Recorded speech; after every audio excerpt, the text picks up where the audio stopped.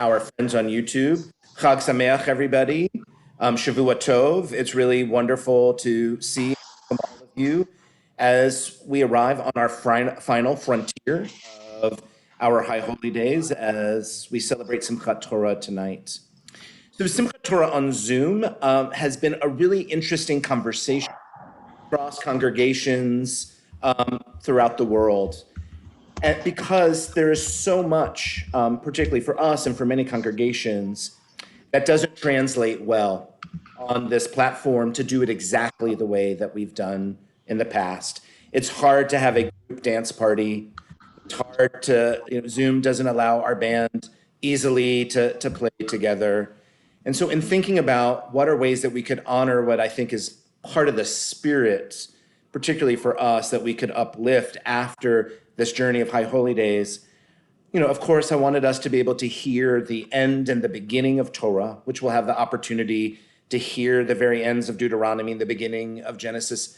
But I also, so much about Simchat Torah is not about the study of Torah the way that it is on Shavuot, but it really is a much more embodied, creative connection. And so for me, this format does allow for the kind of creativity that storytelling invites. And given that we had such a wonderful storytelling program during Passover, I thought, let's celebrate it here. Let's have life Torah, embodied Torah.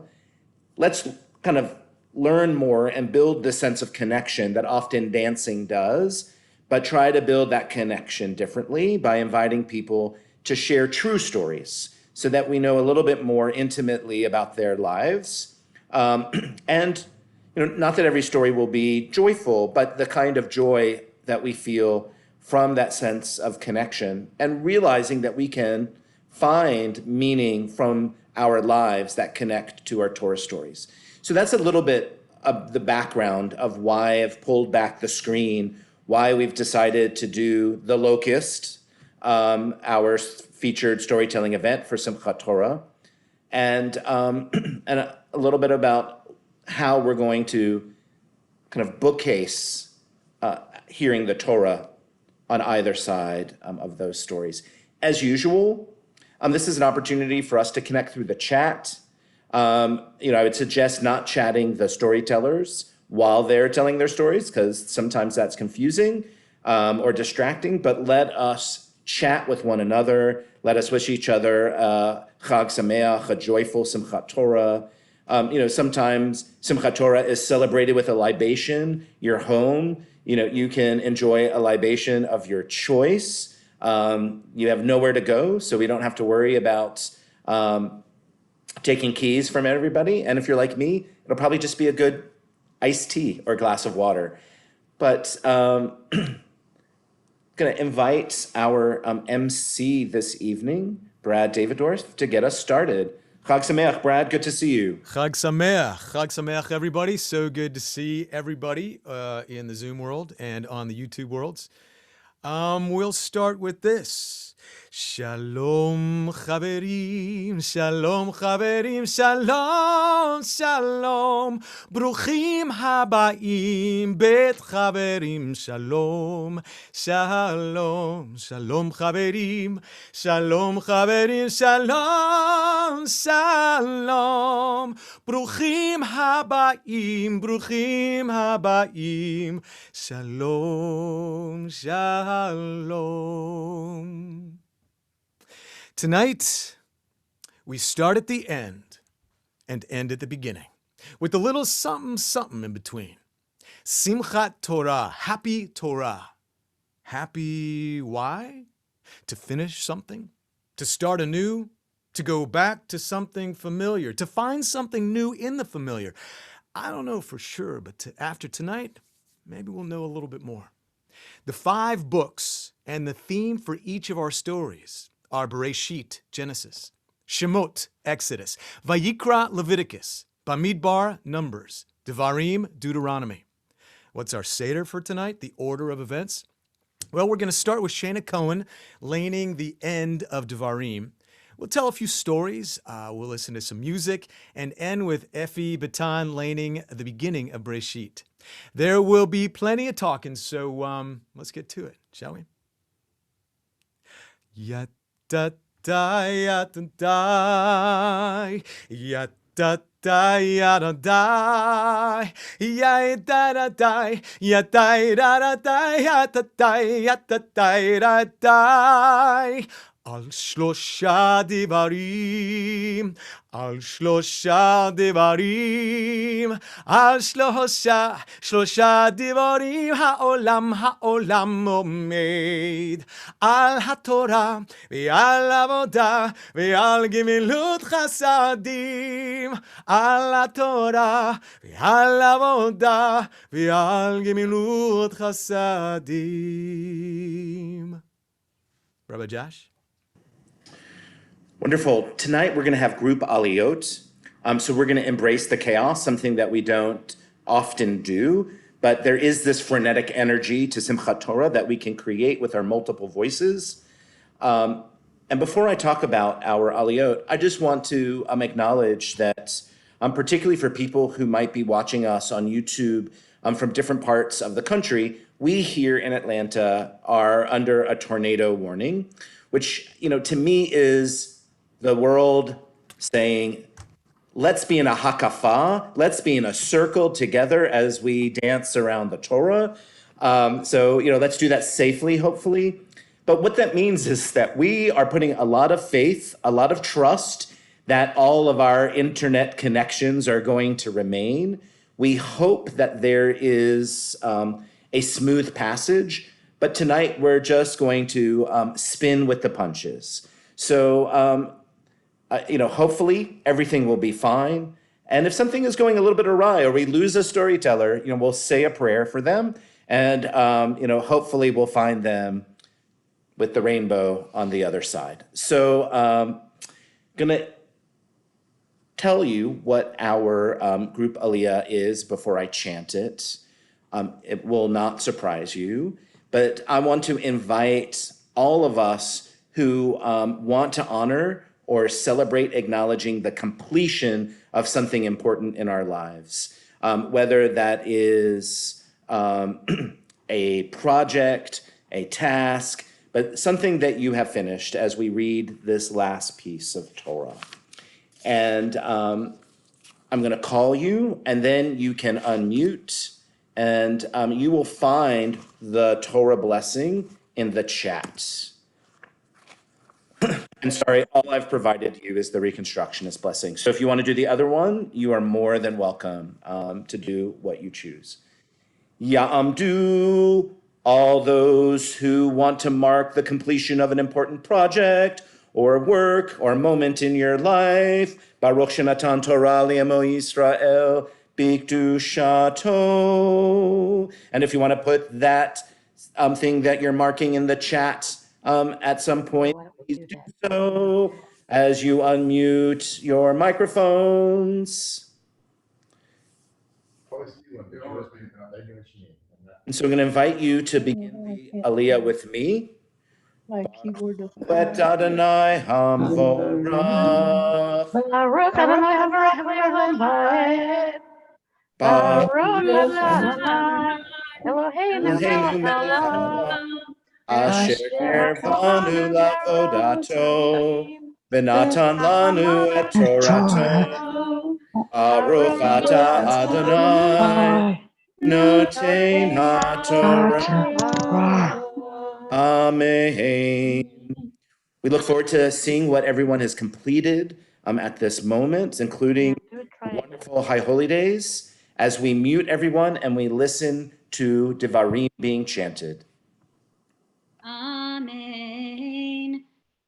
Umoshe ben me'ah ve'esrim shana b'moto lo chahata eno velo naslecho vayivku b'nei Yisrael et Moshe ve'arvot Moav shaloshim yom vayitmu yemei v'chi evel Moshe V'Yehoshua bin Nun, Malei Ruach Chachma, Ki Samach Moshe, Et Yadav Alav, וישמעו אליו בני ישראל ויעשו כאשר ציווה אדוני את משה.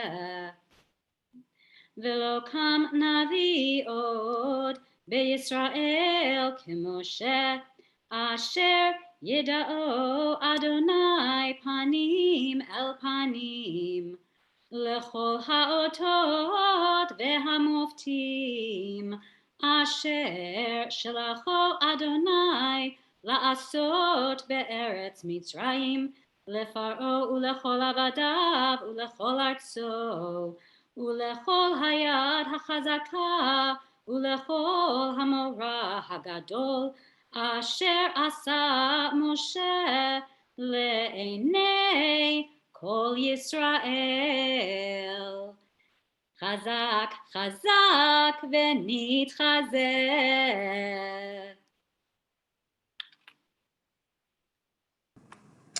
So to finish the aliyah, please unmute yourselves and join me again. Baruch atah Eloheinu melech haolam, asher natan lanu Torah emet, chaye olam natan b'tocheinu. Baruch atah Adonai, noten haTorah. Yesher koach, everyone, and Yesher kochech, Shena. Thank you for such a beautiful reading. Shkoyach, Shana. Shkoyach, everyone, for the aliyot and for all of the completions, the books, the ballots that have been cast, the new recipes that have been made and tasted. So, along with the stories that we're going to tell, the CBH music program has curated music that loosely relates to the 5 books of the Torah. And in a moment, I will introduce David Borthwick, who will in turn introduce our first musical piece. But first, I'd like to set the stage with this piece that was inspired by a Garden of Eden-like lunch on Tuesday.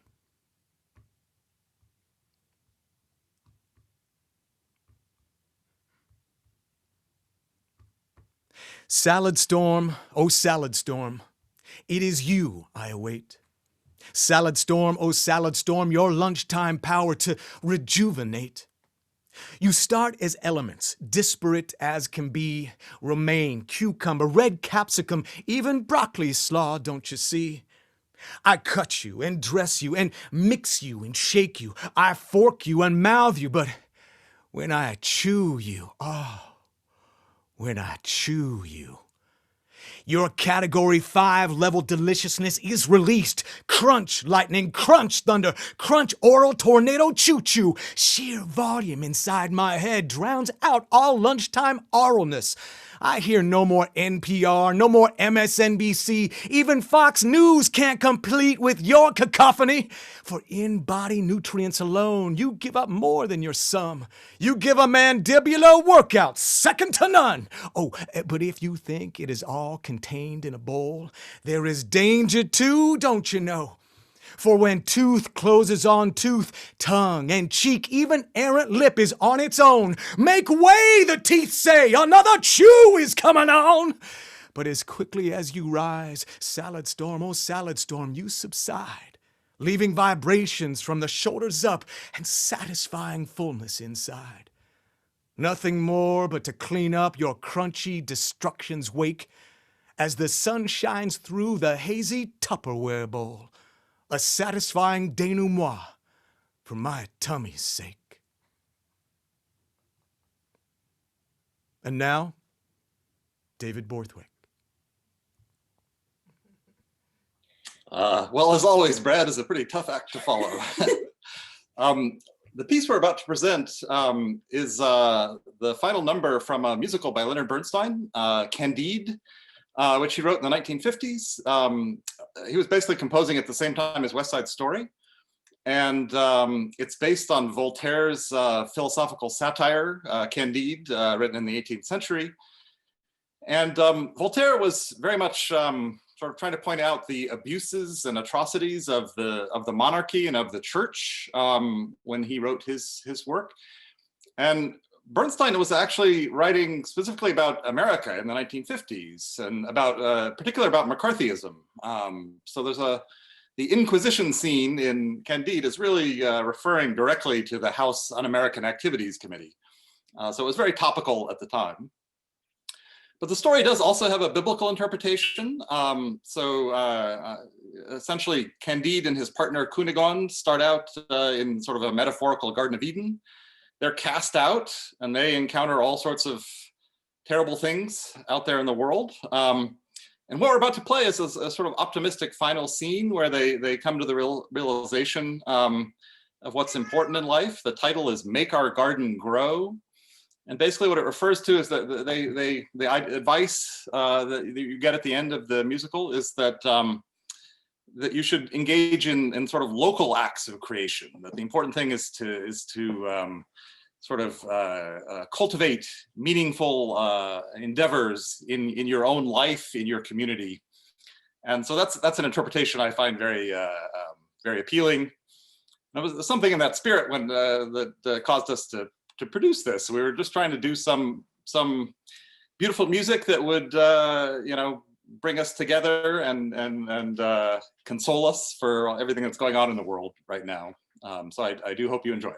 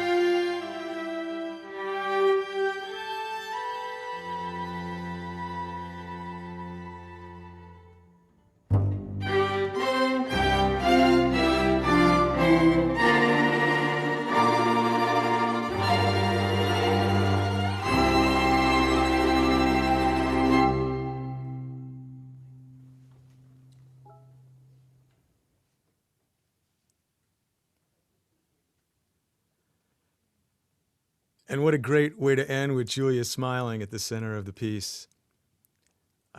The music paints leaf and vine from the Garden of Eden that we read about in Bereshit and Genesis. Ken Alpern is a lifelong Atlantan in an interfaith marriage. Ken is Jewish, Allison a Vermonter. Ken is an engineer who can fix anything until it breaks.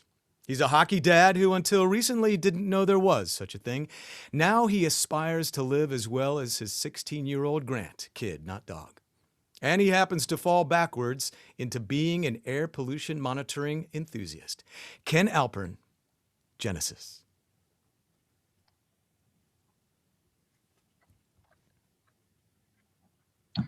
In 2009, my wife Allison convinced me to move to China so she could run the CDC office there. I quit my job, we packed up our stuff, and we arrived in Beijing in January 2010. I had no work visa, but the US Embassy sets aside some jobs for spouses of government workers posted there. So I took a job helping out in the IT department. My job consisted of mundane IT tasks, resetting passwords, feeding toner and paper to the printers, and so on. But I did have one interesting assignment that none of the career IT staff wanted. I was caretaker of the air quality monitor, a little scientific instrument mounted atop an embassy storage building. You know how in Atlanta, you schedule your day around traffic and weather?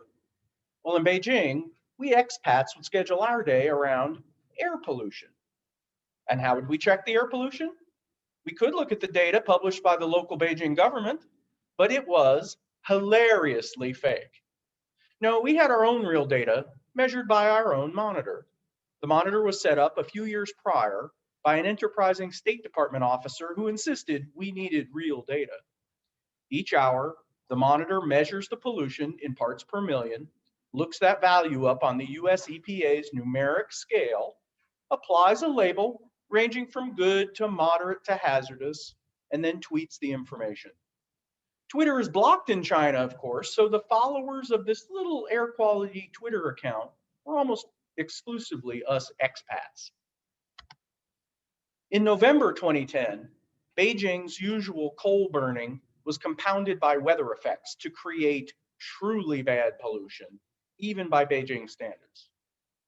On November 19th, I arrived at the embassy as usual, but today I found the State Department Environment and Science Officer pacing in circles by my desk, shaking a piece of paper over her head. She was furious. What happened? What did you do? I had no idea what she was talking about. She showed me the paper, a printout of the air quality monitor's overnight tweets. And there it was. At 2 a.m. that morning, the air quality monitor measured a value so absurdly horrific that it exceeded the highest range on EPA's scale. And so the air quality monitor tweeted that Beijing's air was crazy bad. Oh yeah, that, I suddenly remembered. A few weeks prior, we'd consulted the EPA to ask, what label do you use if the air quality measurement exceeds the scale? EPA replied that the question was moot since nobody in the US had seen measurements higher than the scale, even near forest fires. Since the EPA provided no guidance, I figured our tiny group of Twitter followers would appreciate a little humor. I threw crazy bad into the code and gave it no further thought. But now, I felt terrible for the science officer and her team. They worked doggedly trying to convince the local government to address the air pollution problem. My stupid joke was not going to help. So I immediately deleted the tweets and made an apology tour around the embassy's science section, pledging to help in any way I could. And then I returned to my desk, endured some well-earned teasing from my coworkers, and resumed tending to backup tapes and printer supplies. Until that afternoon, when my phone blew up. That 2 a.m. crazy bad tweet, despite appearing for just a few hours on an account with very few followers, touched off a hurricane of stories in Western and Chinese media. People stateside I hadn't talked to in years forwarded me news articles and coverage of Crazy bad Beijing air quality from the Associated Press, The Guardian, New York Times, NBC, CBS, and on and on. My mom called to say she heard an NPR story about the crazy bad air there and wanted to make sure we were staying inside. I called Allison, and she too was neck deep in calls and emails. And I had to explain to her that her dumb husband had done this, and I was likely to get PNG'd, which means we'd all get sent home. PNG stands for persona non grata, and if you screw up badly enough, the State Department uses it as a verb. Now in a panic, I sought advice from one of the State Department old-timers who happened to be assigned to Beijing because of his misbehavior at previous posts.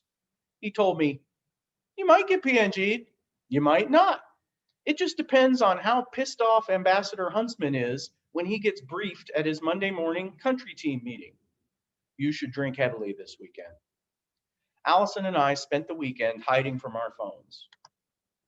Monday, about noon, Allison talked to a coworker who attended the ambassador's country team meeting. He reported, "Some bonehead IT guy called the air quality crazy bad in a tweet, and there's a ton of media coverage. Our public affairs officer had his people work the Chinese social media outlets all weekend, and our favorability numbers are excellent. Evidently, the Chinese locals are so frustrated with the pollution that they're glad to have somebody call their government out on it, even if it's us." Ambassador Huntsman commended the press guy for his team's work, and then made a couple crazy bad wisecracks. That night was my first decent sleep in days. I returned to the embassy Tuesday morning and received a standing ovation from the Marine Guards.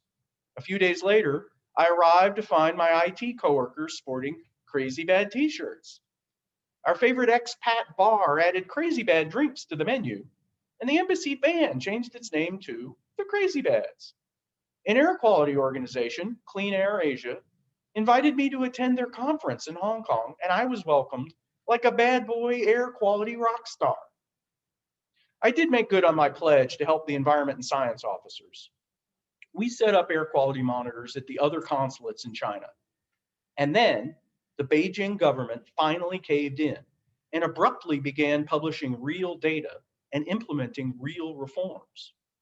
And that prompted the State Department to add air quality monitors at many other embassies around the world to help drive meaningful change there. My irresponsible joke, live on Twitter for just a few hours, turned me into a local folk hero, but more importantly, helped catalyze actual environmental change. Sometimes it takes just one bonehead to change the world.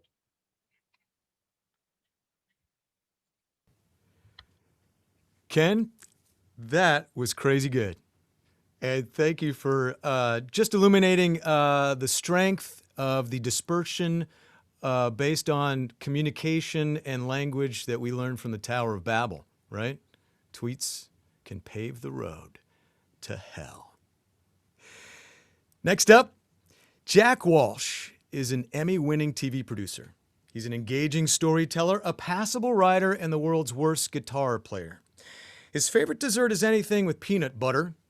His most memorable birthday is the one where the X-Files finale aired the same day as he proposed to his wife, so it was kind of a big deal.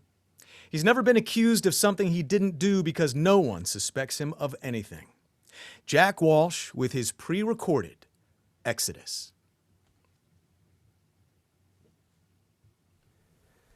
There's a store back home that my wife really likes, and so whenever we go to visit my folks, she wants to stop there. And they have fancy soaps and nice lotions and things like that. And, you know, Lord knows I appreciate the value of moisturizing. You gotta moisturize, but, you know, everything in there is just a little too fragrant for me. So whenever we go there, I just typically stay in the car while she's inside going through the lotions. And we were there not too long ago, and we pulled up to the curb, and I got a good parking spot right there, and she went in, I got my magazine, and I was just sitting there, and I hadn't been there very long when I saw this family coming down the sidewalk, and they'd been at lunch or something because they had leftovers in a bag, and they were all clustered around this older woman in the middle who I assumed was the grandmother. and she was not doing so well. She had a walker and was just barely shuffling along, and they all were kind of even holding her up as they moved very slowly down the sidewalk. And they stopped right in front of me at this big SUV, like one of those big Ford ones. And I assumed they were saying their goodbyes, and at some point they would go their separate ways, and someone would take the grandmother home, and the rest of them would get in the big SUV, and they'd go home to wherever they live. Their home. That's what you call where you live. And so I just went back to my magazine, and some movement in the corner of my eye caught my attention, and it was that family again moving by my car, and it was all of them except for the grandmother. And I looked up ahead, and in the driver's side mirror, I could see her sitting there in the big SUV. And I thought that was kind of odd because, I don't want to seem ageist or anything, but it didn't really seem like a grandmother kind of vehicle because, grandmothers drive Buicks.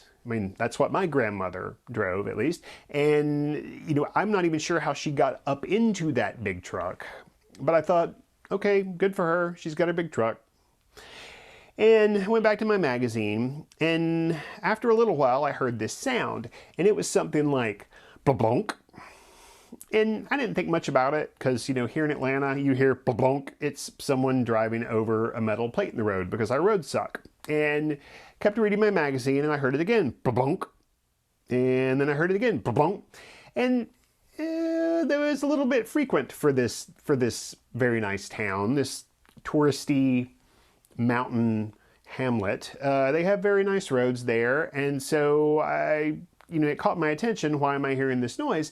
And up ahead, I noticed as I heard the sound again, bonk, I saw the big SUV kind of rocking on its shocks. It was moving out into the road a little bit, and I heard bonk, and it rocked on its shocks again. And just beyond the SUV was this two-door sport coupe, like an Infiniti or Lexus, one of those.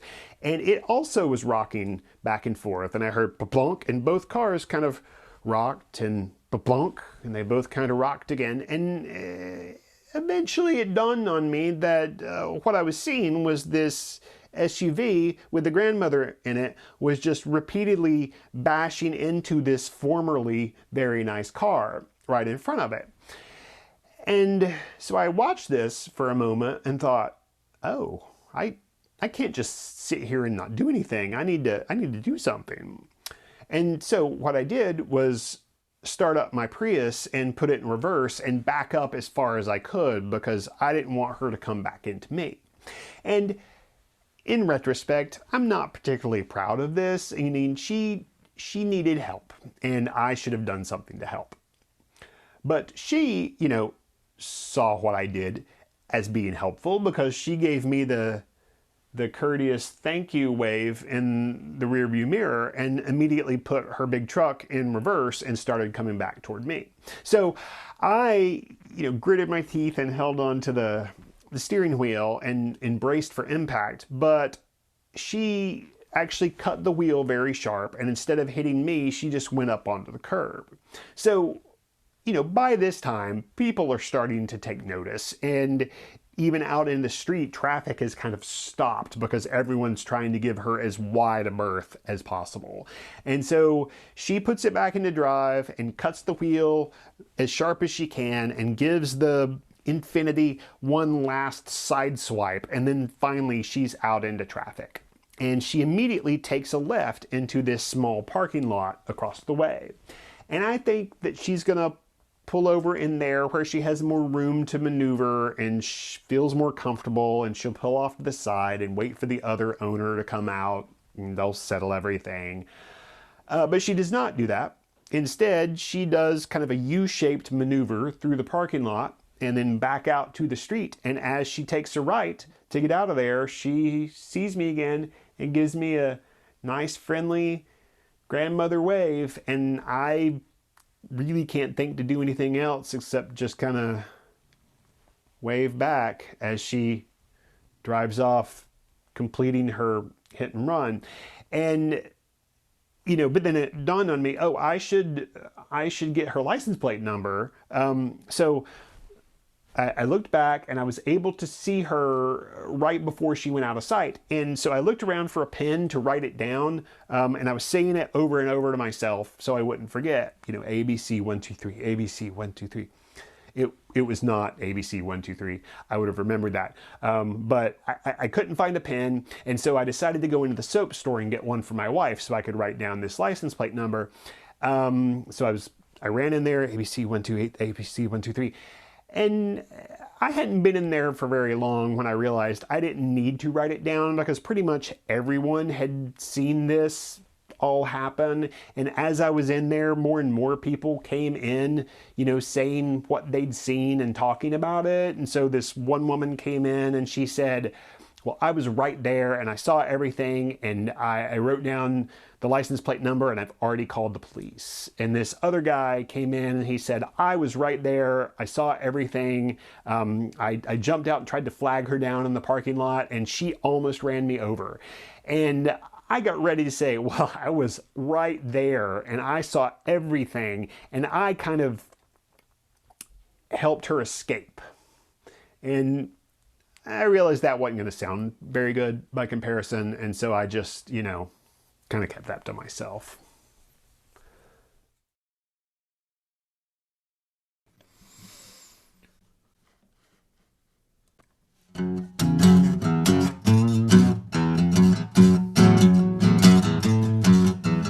Exodus,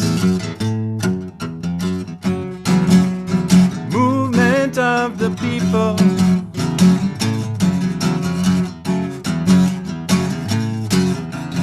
Exodus,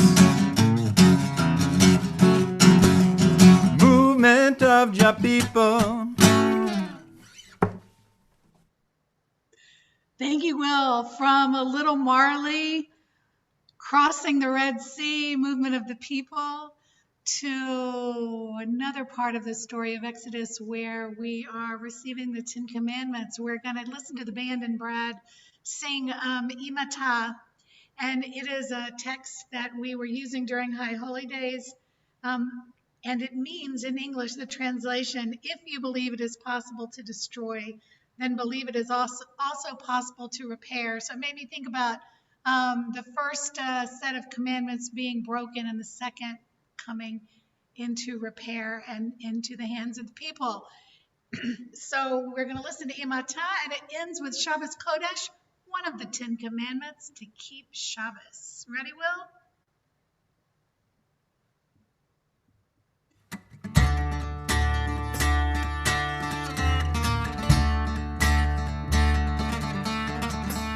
אם אתה מאמין שיכולים לקלקל, תאמין שיכולים לתקן. אם אתה מאמין שיכולים לקלקל, תאמין שיכולים לתקן.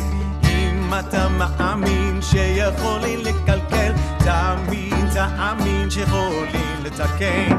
אם אתה מאמין שיכולים לקלקל, תאמין שיכולים לתקן.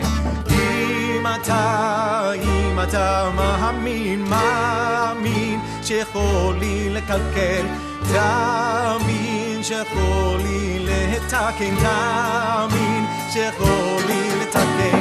אם אתה מאמין שיכולים לקלקל, תאמין שיכולים לתקן. אם אתה מאמין שיכולים לקלקל, תאמין שיכולים לתקן.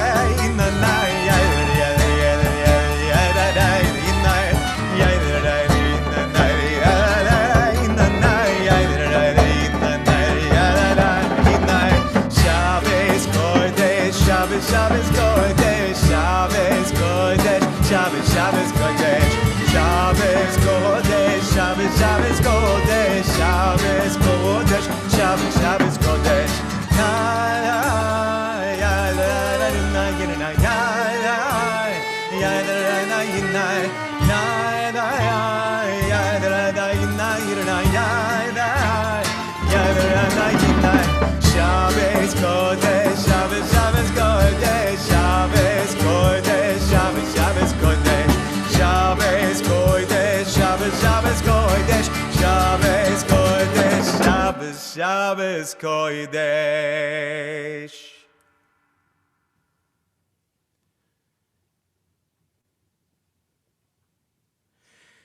Well, Gay, thank you. Will, thank you. Brad, thank you. You're welcome. Thank you very much. Oh, I was glad to do it. Oh, thank you. Well, can you sing another one? No, I can't.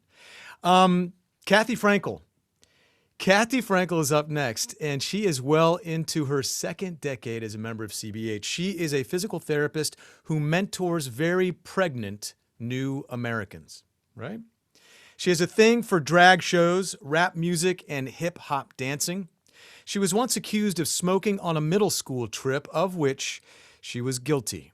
Show her chocolate, and she will do anything. Kathy Frankel, Leviticus. The Summer of Jubilee, Africa, 2005. Is God watching over me? Smoke, machetes, boys impossibly young, a war that I am no part of. My home, my village, my family, running with no place to go. I am born on the way, but there is not enough air. We are displaced, but I am a survivor. Did God send these angels to me? A tent, medicine, needles, white hands holding and moving me, smells that I have never smelled. Where is my mother's breast? I do not know what people are saying. I don't know these people. I'm not well. Will they bring me to my mother? Will God save me from this tragedy? A giant bird brings me to America. More hands, more strange languages, many people in yellow shirts. And then, alone, in a dark space, at the very back of the big buildings, in the very back of Clarkston, Georgia. The door closes, and we are on our own. Atlanta, 2011. Lunch with a president. Surrounded by Secret Service, so noble and proud, and yet with a humble smile. Jimmy Carter has invited my husband and me to lunch. An experience I will never forget. President Carter took interest in our life's work. My husband's groundbreaking work on stroke at Grady Hospital, and my work around mentoring refugee families.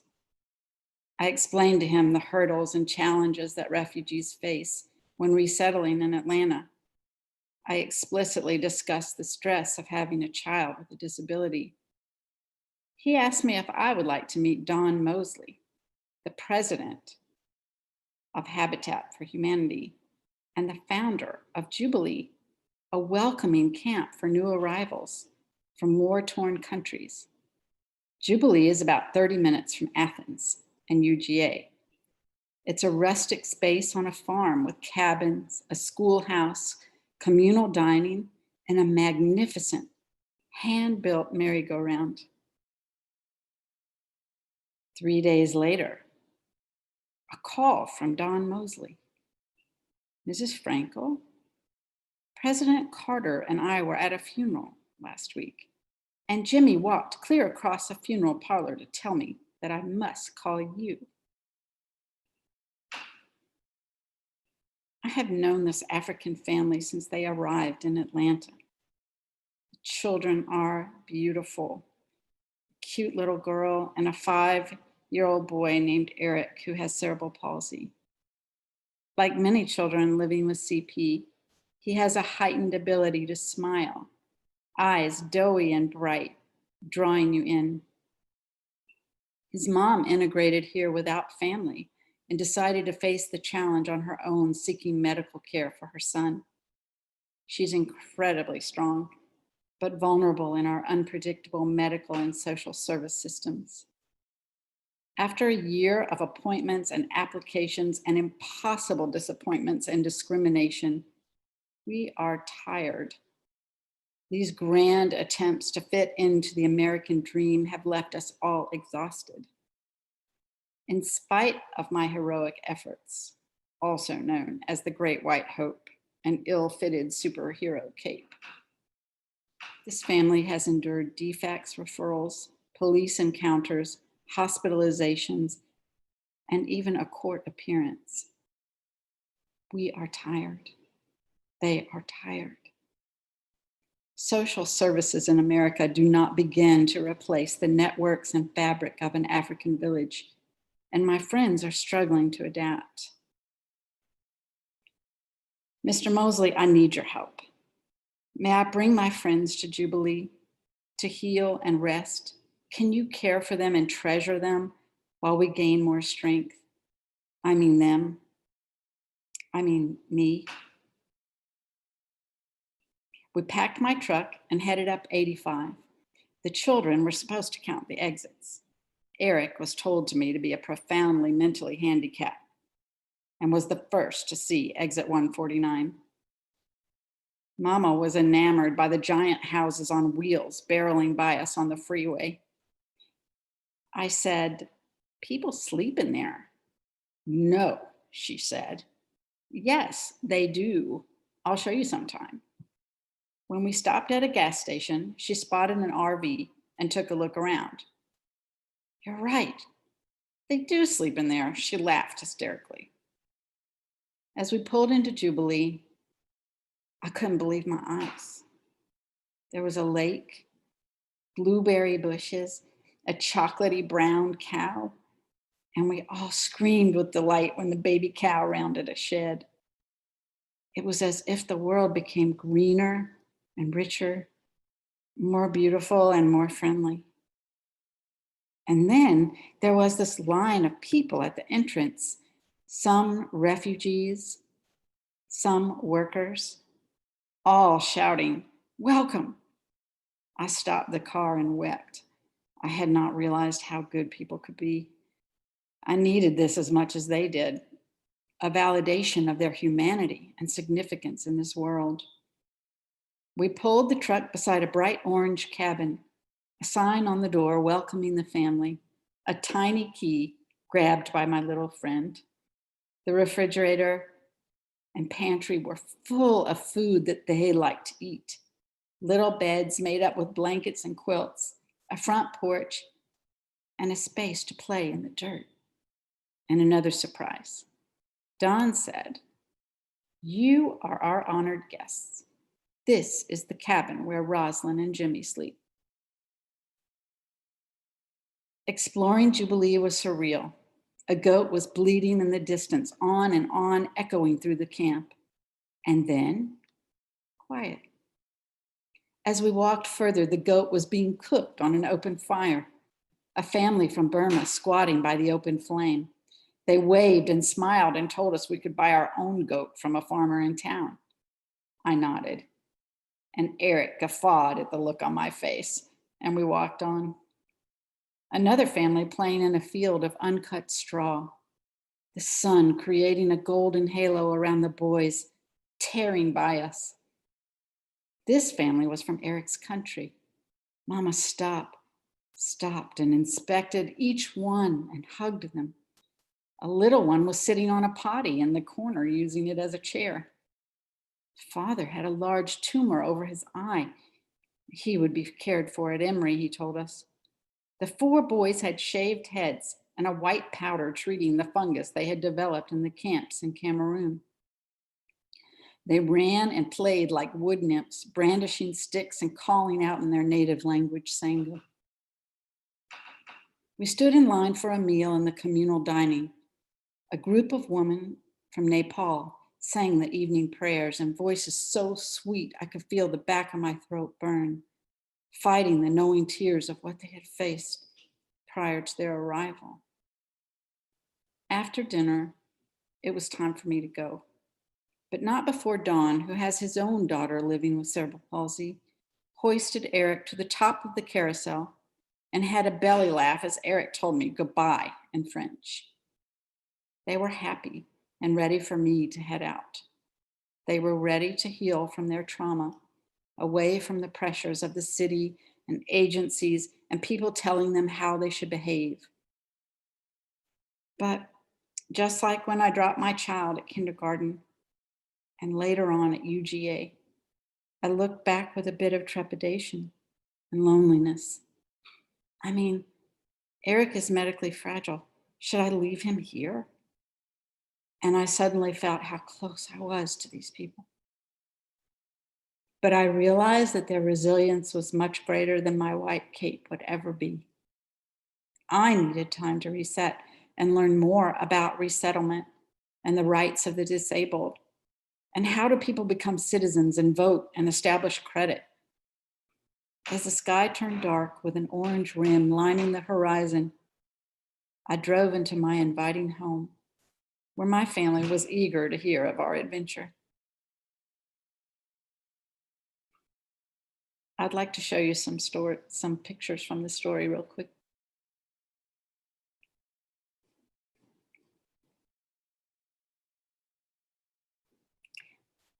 I recounted the story of the goat, and I was exhausted.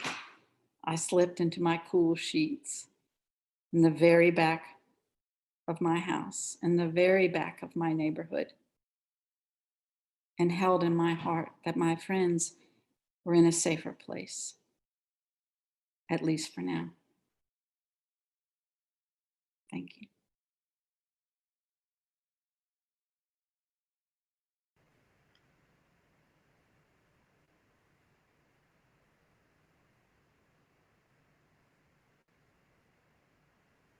Thank you, Kathy.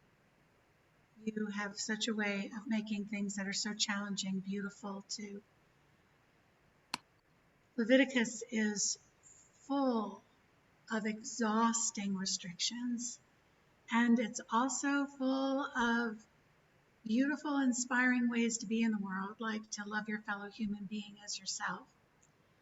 And we are not able to be together to dance with Torah tonight. I got fortunate enough to be in Torah's presence, but I figured that at this juncture, halfway through, it would be good to have a little bit of dancing. So we're going to play an oldie but goodie from the band's repertoire. Roberto Rodriguez had brought together Cuban and klezmer music, and we, on Wheels Within Wheels, we brought our interpretation of his composition, Lahora. And Audrey, I think you should lead the dance, don't you? Lahora. 1, 2, 1, 2, 3.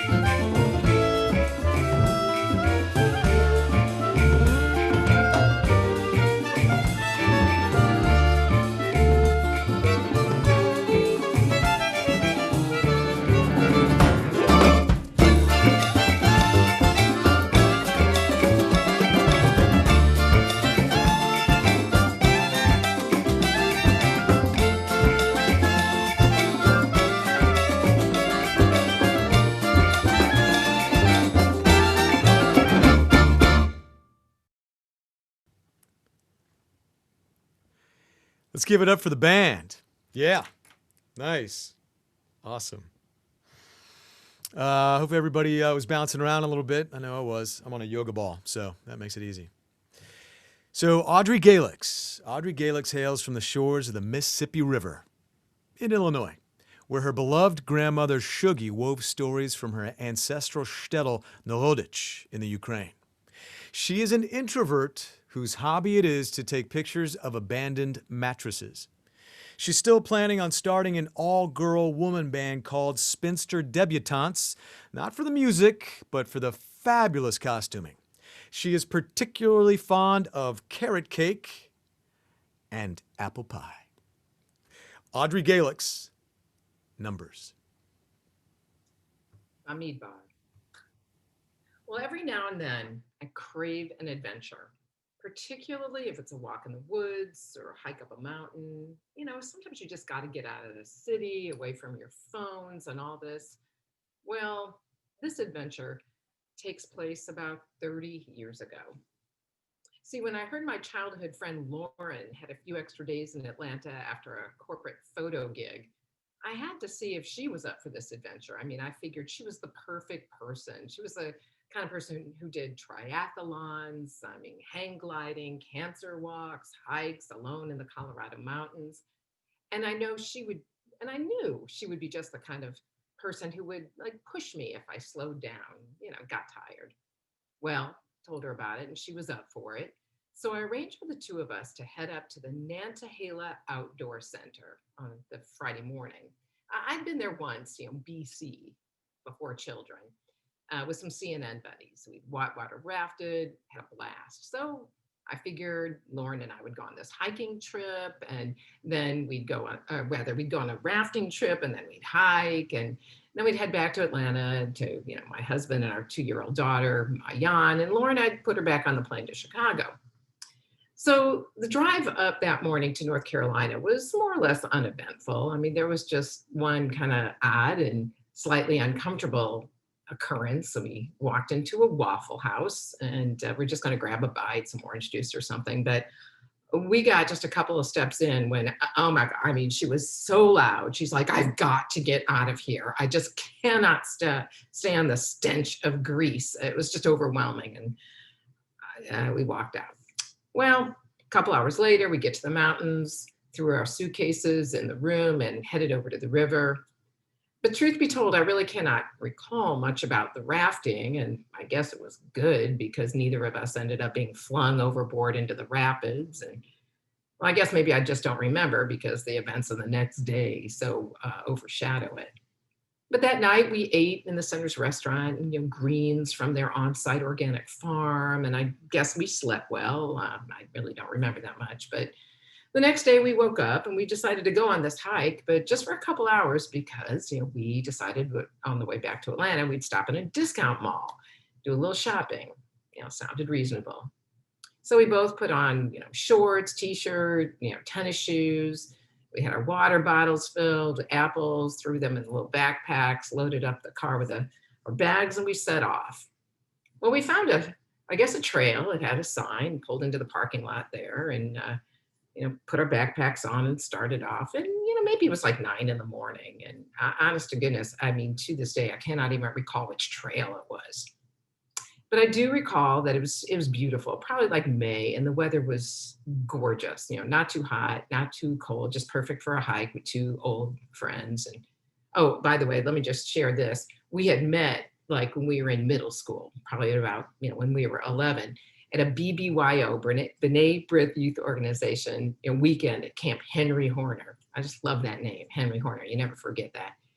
And so we'd known each other for a while, and we'd had our ups and downs. She always had kind of an edge to her, but I kind of forgave her. I mean, during our college years, she'd gone through some tough times. Her mom had breast cancer, and then her dad, who was always like the easygoing of the two, dropped dead of a heart attack while he was caring for her. It was the first time I really ever had heard of that. So, like I said, I could forgive her abrasiveness every once in a while. That sort of like jar half empty kind of attitude about life.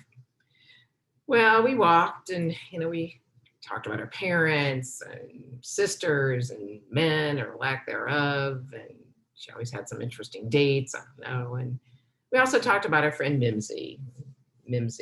She was, her given name was Miriam, and I'd known her since I was like 5 years old. We went to Sunday school together. We had our bat mitzvahs together. I was the maid of honor in her wedding. And I really had to forgive her too, because those luscious bridesmaid dresses, they were like hot pink gowns with this bib, white, that looked like a tuxedo with matching pink jacket. And she'd had her struggles. And of course, we talked about those.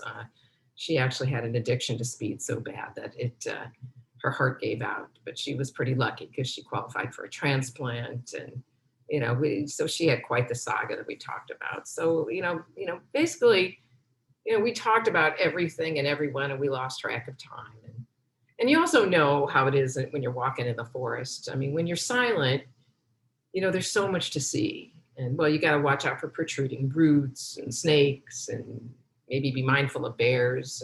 But I always love, just the way, the sun kind of filters through the trees and the leaves. And I just love it when you can see it like a strange shaped mushroom, something like that on the forest floor.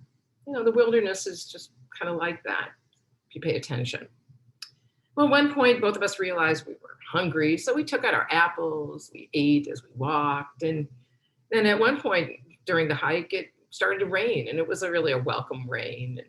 And every once in a while, we'd also notice a few people here and there. And, it was kind of funny because, here we were in our like tennis shoes and shorts and t-shirts, and they were like, full backpacks and, major hiking boots. And one guy had a hatchet. I mean, it was just kind of weird. And, I guess maybe it was at that point I started getting a little worried. I mean, it was, getting a little, later in the day. I could see the sun was maybe, peeking in the sky over the trees, and my water bottle was getting a little low. And so I said, let's turn back. And she said, oh no, why don't we just rest for a while and keep walking? I'm sure there'll be a logical break in the trees, and then we'll head back. And I guess I was a little shocked when, she leaned against the tree and pulled out a cigarette and started smoking. And I just remember her, the arms like this going, why are you so worried, my friends?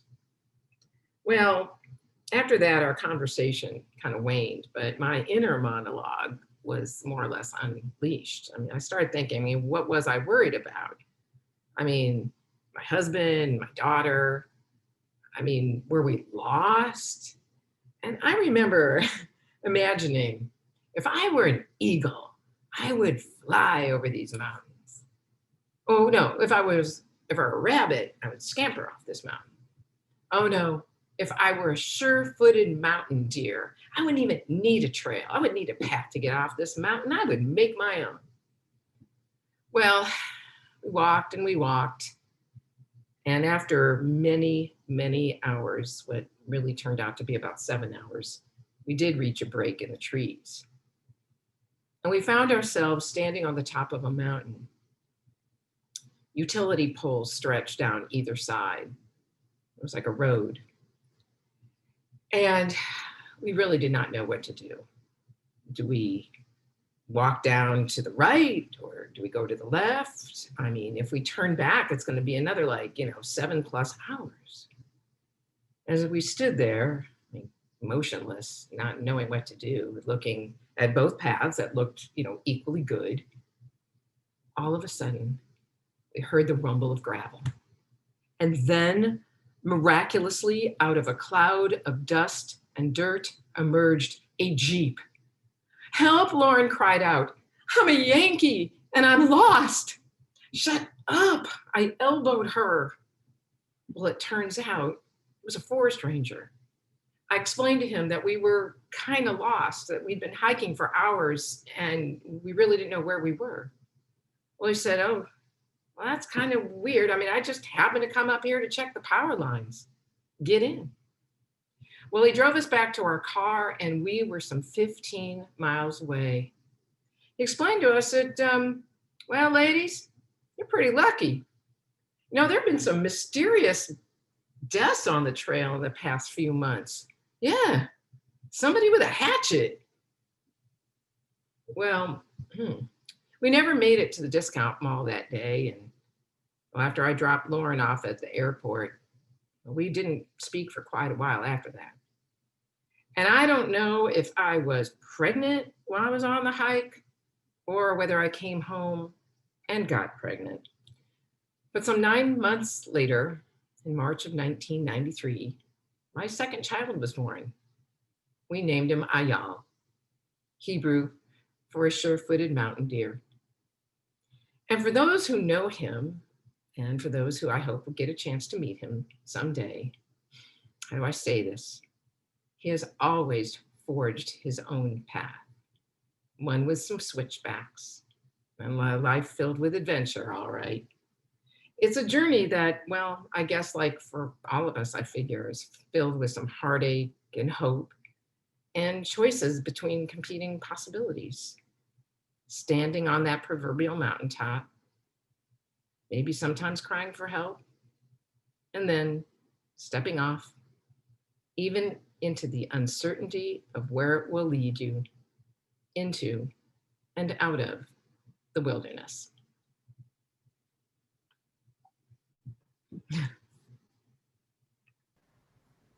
Oh, Audrey. Thank you. So I'm not going to use a lot of words because this is numbers. So Mike Zimmerman is going to interpret numbers with an instrument that gives us rhythm. So this is going to be a drum solo that Mike Zimmerman brings us numbers and rhythm. Thank you, Audrey. Thank you, Mike.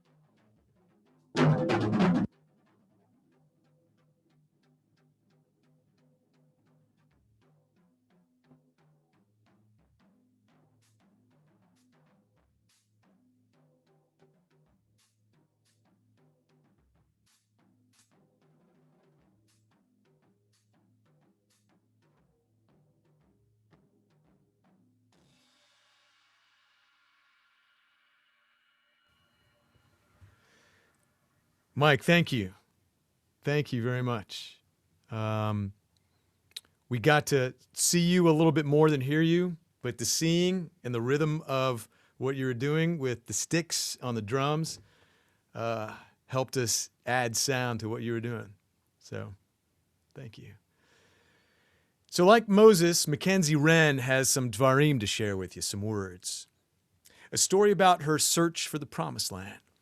And while she is not the 120 years that Moses is noted to be as he gives his speech to the Israelites, she does have some thoughts to share as she looks back over the length of days of her days as a midwife, educator, herbalist, ranger, among other things. So listen up, y'all. That's how Southerners say Shema, or rather, Shema, y'all. Mackenzie Wren, Deuteronomy. Thanks, y'all. But because I get to hang out with a bunch of musicians, I am going to do a little bit of video magic. I'm going to switch my screen, and I have an in-house band to give you the introduction, which has nothing to do with my story. So, but hold the upbeat energy as you are listening. Okay, so let's see how this works and whether you hopefully can hear these fabulous men. All right, let's see. All right. And go.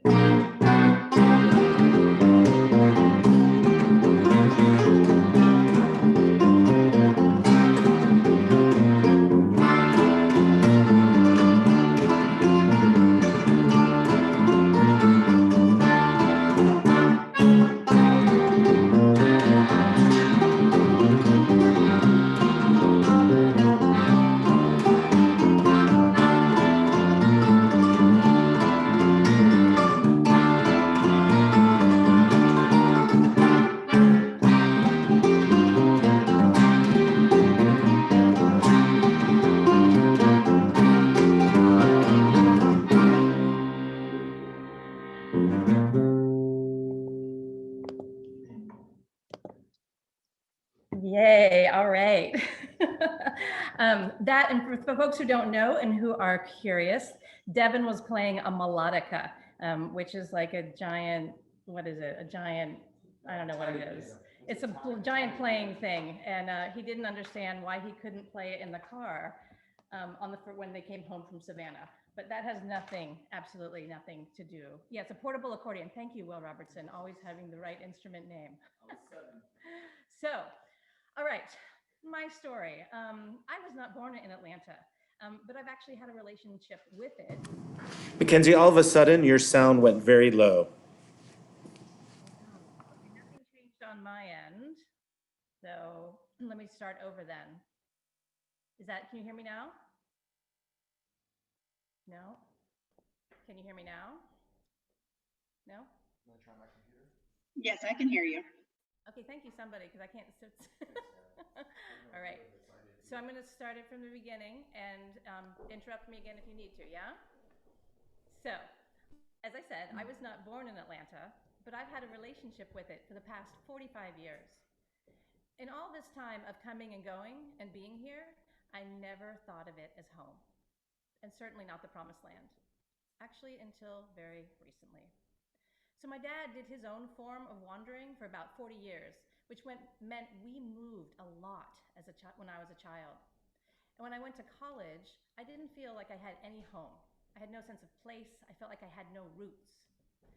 And so after college, I embarked on my own years of wandering. So I headed out to Oregon, where I thought I might stay. And I went to Wyoming, where I thought I might stay. And I went to Alaska, where I actually knew that I wouldn't stay. And then I went down to Texas, where I did stay for a little while. I fell in love with the West, especially with Wyoming, where I lived at the foot of the Tetons. I could see them out the window of my yurt, and I really wanted to make it home. I had a job, I had friends, the natural beauty was unrivaled, and I thought, this is it, this is my promised land. But that winter was the hardest winter of my life. I got fired from my job. I had to deal with an unwanted pregnancy. I'm sorry to interrupt. Okay, everyone's having trouble, and they said, Josh said mute and unmute. Okay. Mute and Mackenzie, all I want to say is take your time. Don't stress about it. And we can bring Brad on screen and make him talk while you figure it out. So what was happening? Can you hear me now? It's just very quiet. Yeah, my volume is all the way up. Well, it'd be your mic volume. Yeah. Okay, hang on. So I'll take a deep breath. And everybody do that too. And Brad, talk, say something. Oh, wait, look. Woo, here we go.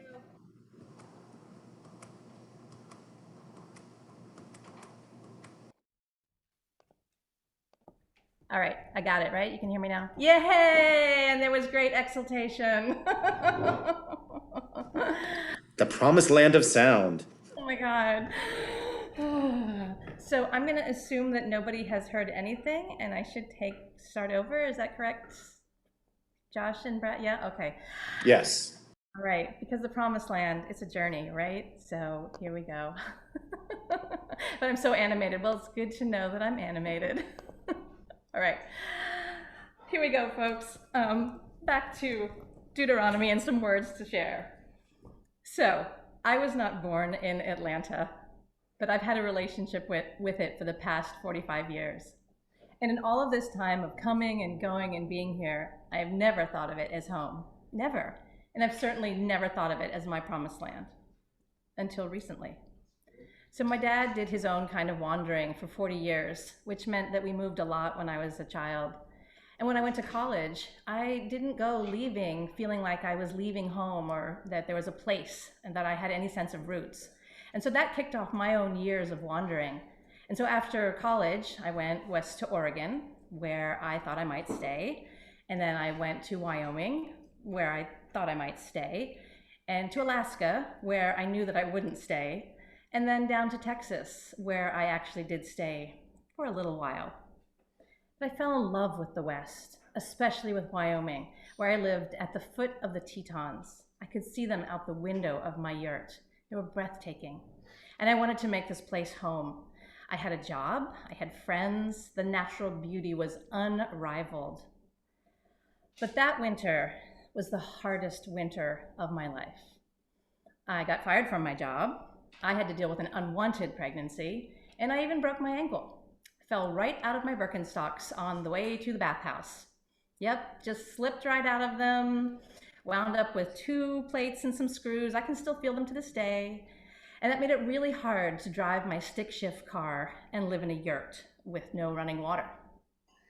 But I made it through the winter. But when I hurt my back on doing another job that I'd managed to cobble together, I hurt my back lifting a log during the most glorious meadow full of larkspurs. I realized Wyoming was kicking my ass and it was not my promised land, and I had to leave. That was it. So I went back to Portland.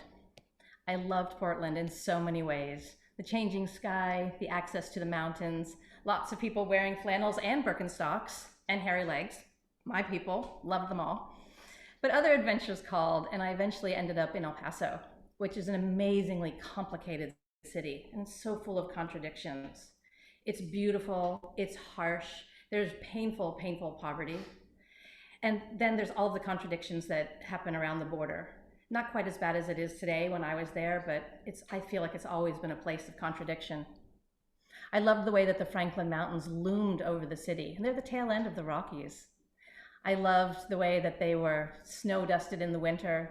I loved the hot smell of onions and peppers in the field. I loved the pecan groves, and I loved living a bilingual life. And I was also in love. So maybe this was home. Maybe this place was my own promised land. But no, it wasn't. Not for my partner, and nor ultimately for me, for a variety of reasons. So when it was time for us to go, we thought we would give Austin a try. Great music, had a job opportunity. We got there, I loved it. We put our belongings in storage with full plan to come back. This was gonna be our place. We could see it. So we headed back to Atlanta to get married because that's where my mom had been all the way since 76 when we moved there. But because life is weird and plans happen when you're not planning them, we ended up staying in Atlanta through what ended up being a very short trial marriage. So when we got divorced, it made sense that I stay in Atlanta until I got things sorted out.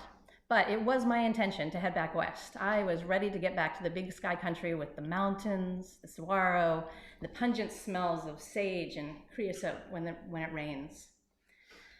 But then I met this guy, and though a San Franciscan at heart, he had fled from there in order to start his own new life. And in fact, 21 years ago today, on Simchat Torah, we got married. Mazel tov to us. So his career, a baby on the way, and my mom in town provided no reason to leave Atlanta. And so here we still are. But I have always thought about leaving. For the past 21 years, I have asked myself, why are we here? Why are we still here? And even though I've always celebrated my life here in Atlanta, the fact that it's happening here in Atlanta has always bothered me. Atlanta as a place doesn't make my heart sing. It never has. And I still yearn for the wide, open, beautiful, cold places. Ruben and I have talked over the whole 21 years about where we might want to move after the kids have grown and flown. And it's been an ongoing conversation. So when COVID changed the way that work happened, and because the summer in Atlanta was making me truly miserable, it was time to revisit the idea of leaving. And so we started taking scouting trips to Western North Carolina to see about where we might want to find our new home. So on the first weekend in August, Reuben and I were up in Asheville scouting out the possibility of moving. We were driving around, marveling at the beauty of the mountains, of the sky, of the fact that there were actually bears, real live bears, 3 of them, a mom and their babies, frolicking in the front yard in Asheville. And we were seriously considering that what it might be like to move there. We were serious enough that we stopped by the synagogue to visit it, even though, like ours, it was shuttered. There wasn't even a gay Ann sitting in the synagogue. It was just shuttered. But we got a little flyer, and we vowed that we would check out the synagogue. So we drove around different neighborhoods. We read about the other synagogues. We went for bike rides. We ate awesome food. And we thought, hey, I can feel it. I can see it. This looks like it. We could make this happen. And we discussed the possibilities all the way home. So we got home that Sunday afternoon and said hello to the dog and the kid, and had no sooner settled in when the phone rang, and it sent us spiraling into a nightmare. And I think most of you know at this point that my mom was killed in a car accident that same Sunday afternoon, August 2nd. So, death opens up a pathway of things that are so foreign. Death immerses you into the daily minutia of someone's life, and especially when it's a life that they did not intend to leave the last time that they walked out the door. Death leaves things like plants, food in the refrigerator, dishes in the sink, and it means walking through someone's innermost secrets and their private possessions. So that month of August was a total blur.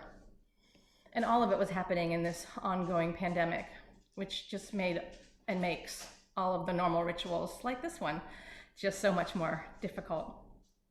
But we got through it. We're still getting through it, because that's what you do. But I will tell you, we could not have gotten through it without our community, without y'all. Y'all brought us food, flowers, you brought us wine, a lot of wine. The board actually brought me a case of wine. I'm okay, don't worry. Brought me art supplies. You weeded my garden and you walked our dog.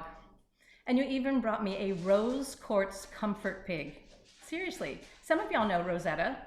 Stephanie Schrag delivered her to me. And 2 other people in the community have been blessed with a visit by Rosetta, the rose quartz comfort pig.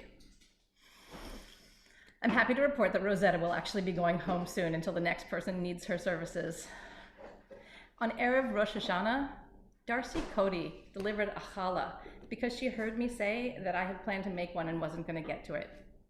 She went out of her way to bring us a homemade challah. That's love and community. And that's what home feels like. So I've been back in Atlanta longer than I was gone. The majority of my life has now been spent here in Atlanta. I still don't love it. I don't love it itself. I don't love the heat or the traffic, the lack of mountains, real mountains, and the fact that the river isn't part of the city, and because it's Georgia, whatever, Georgia. I always envisioned my promised land as a different kind of place, a place with extraordinary mountains and rivers, oceans and stars. But I actually know now that home, the promised land, it's actually not the place. It's the people. And it's the place where there are people who love you. So in the promised land, there is community, and there is everything that you need. And sometimes the promised land is exactly where you are.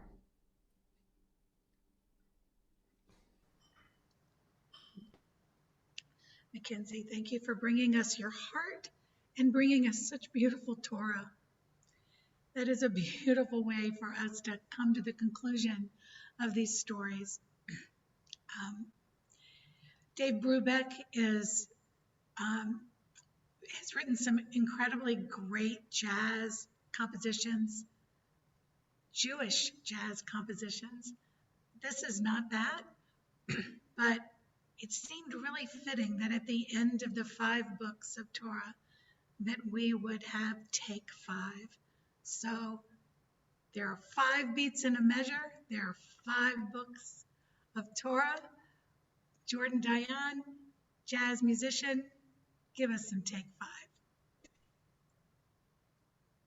You're muted, Jordan. You've got it. Can you hear me? Yep. Okay. I just want to say briefly that that was a very, very moving story by Mackenzie and touched me deeply. And to somehow connect what I'm going to do with that, people think that Dave Brubeck wrote the song. The song is actually credited to his saxophone player, Paul Desmond. But according to Brubeck, it was written by the whole band. So it is actually a community effort that wrote this song. Desmond had some ideas, Brubeck had some ideas, Joe Morella, the drummer, had some ideas, and they wrote it collectively. And so I think that's sort of what we get to do with CBH, is write our stories collectively. As you all know, I'm a bass player, and that means I don't get to play a lot of melodies. And normally I play the bass lines, but I'm going to do my best to play the melody of Take 5, and hopefully it'll sound nice.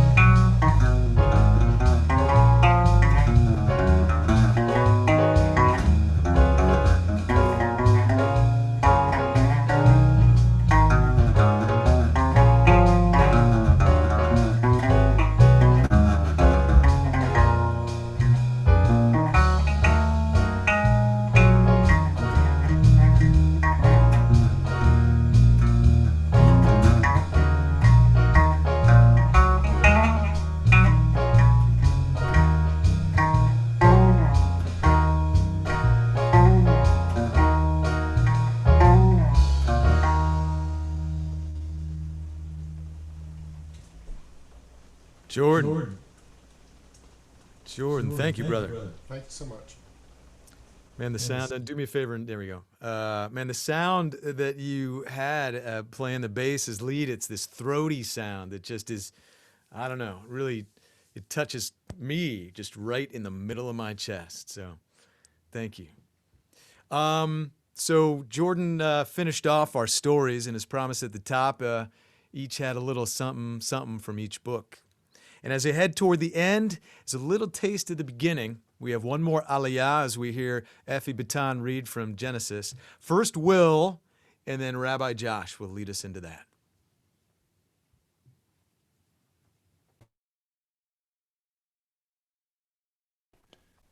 Well, Will is not here, but François will play un peu accordéon.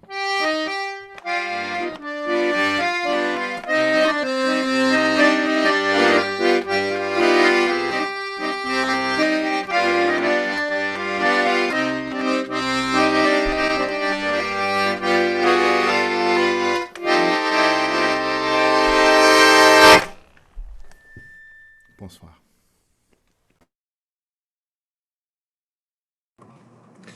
It's always an unexpected treat when Francois comes and finishes off our creative part of the evening. Awesome. Love to hear that accordion. A melodica and an accordion. Bet Haverim could not serve you better. Before we do our final aliyah and complete our evening, not only is this Simchat Torah, but for Atlanta, we are also celebrating Pride.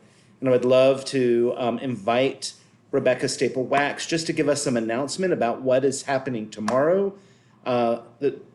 Rebecca Staple-Wax to give us an announcement of what's happening tomorrow as the executive director of Sojourn, the Southern Jewish Resource Network for Gender and Sexual Diversity.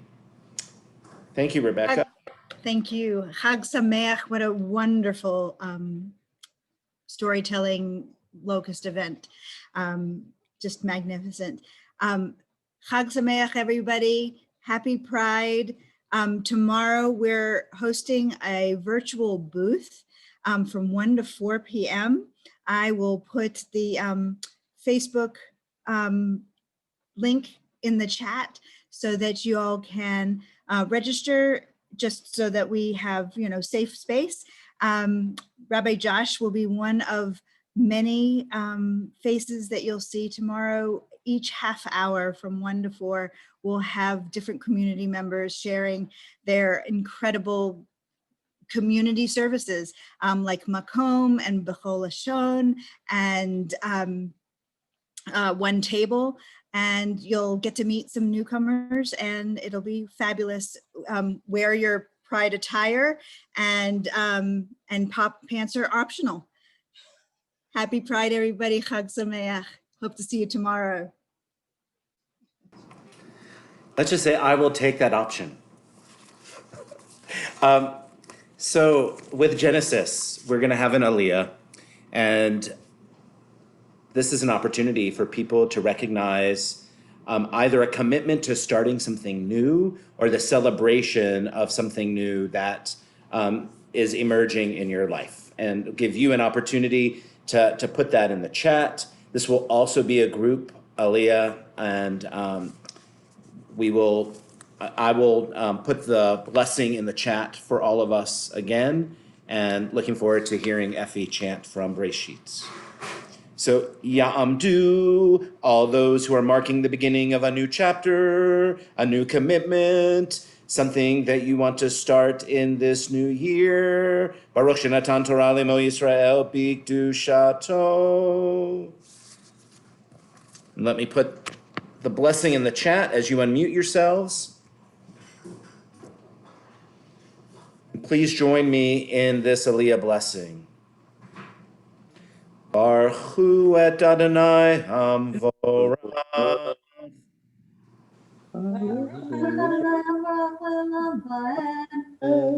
Baruch Adonai Hamvorach Le'olam Va'ed. Baruch Atah Adonai Eloheinu Melech Haolam Asher Kirvanu Lavodato V'natan Lanu et Torato. Baruch Atah Adonai Noten HaTorah. Amen. bara Elohim et hashamayim ve'et haaretz. Ve'haaretz hayta tahu v'bohu ve'choshech al panei tehom. Ve'ruach Elohim merchepet al panei hamayim. Ve'yomer Elohim yehi or ve'yehi or. Ve'yar Elohim et haor ki tov. Ve'yavdel Elohim ben haor uben hachoshech. Ve'yikra Elohim le'or yom ve'lachoshech kara laila. Ve'yihi erev ve'yihi boker yom echad. Yisher koach. Please unmute yourselves and join me for the second part of the blessing. Baruch atah Adonai Eloheinu melech haolam asher natan lanu Torah emet v'chayei olam nata b'tochenu. Baruch atah Adonai noten Torah. Amen. Yisher koach to everybody. Yisher kochech. Effie, beautiful. And so we now gonna take a moment to say Kaddish for anybody who wants to put the name of the loved one that you are remembering in the chat. Please do so now. If you would like to stand, please do so. We've been managing hearing each other's voices and that cacophony. So if you want to unmute yourself to say Kaddish with me, please feel free to do so. Yitkadal v'yitkadash shemei Rabba v'yalma divrach hirutei v'yamlich malchutei v'chayechon uv'yomechon uv'chayei d'chol Beit Yisrael b'agalav v'zman kari v'yimru Amen. Yehesh me Rabba mevorach leolam omei almaya yiparach v'yishtabach v'yitpa'ar v'yitramam v'yitnaseh v'yitadar v'yitaleh v'yitalal shmei dekudsha b'richu le'ela min kol birchata v'shirata tushbechata v'nechemata da'amiran be'alma v'imru Amen. Yehesh lama Rabba min shemaya v'chayim aleinu v'al kol Yisrael v'yimru Amen. Oseh shalom b'mromav, hu ya'aseh shalom, aleinu v'al kol Yisrael v'al kol yoshvei tevel v'yimru Amen. And so we'll have some final words. I just want to really appreciate everybody who made the Locust possible. And it was really a delightful way to celebrate Simchat Torah. So let me wish everyone a Chag Sameach. We're going to dance ourselves out and then hear some final words from Brad. Oseh Shalom. Oseh Shalom bimromav, hu yaseh shalom aleinu ve'al kol Yisrael ve'al kol yoshvei tevel ve'imru Amen. Oseh shalom bimromav, hu yaseh shalom aleinu ve'al kol Yisrael ve'al kol yoshvei tevel ve'imru Amen. Let me hear you say, hey, la la la la la, la la la la la la, la la la la la la, la la la la la la, la la la la la la, la la la la la la, la la la la la la, la la la la la la. Oseh shalom bimromav, hu yaseh shalom aleinu ve'al kol Yisrael ve'al kol yoshvei tevel ve'imru Amen. Hey, la la la la la.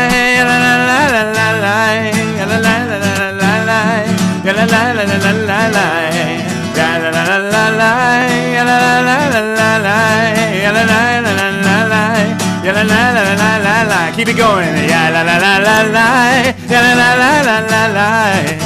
La la la la. Ya la la la la la la. Ya la la la la la.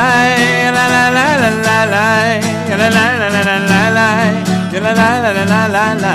Oseh shalom bimromav. Hu yaseh shalom aleinu. Ve'al kol Yisrael. Ve'al kol yoshvei tevel. Ve'imru, imru, amen.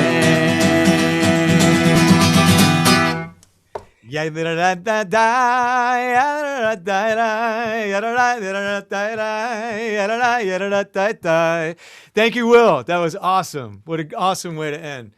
Listen, I want to thank all of our storytellers, our musicians, Zoom gurus, and of course, Rabbi Josh for making tonight what it was, a locust for the spoken word called the Locust. Have a good Woche, a good week, happy holiday. Thank you, and good night to you all. Thank you, Brad. We could give everybody our love as we sign off. Hopefully, you'll come and check out Sojourn's Pride booth. And Chag Sameach, happy Pride, everybody. Take good care and stay safe in the storm. Have a good night. Good night, everybody. Bye. Chag Sameach. Be well. Mwah. Chag Sameach.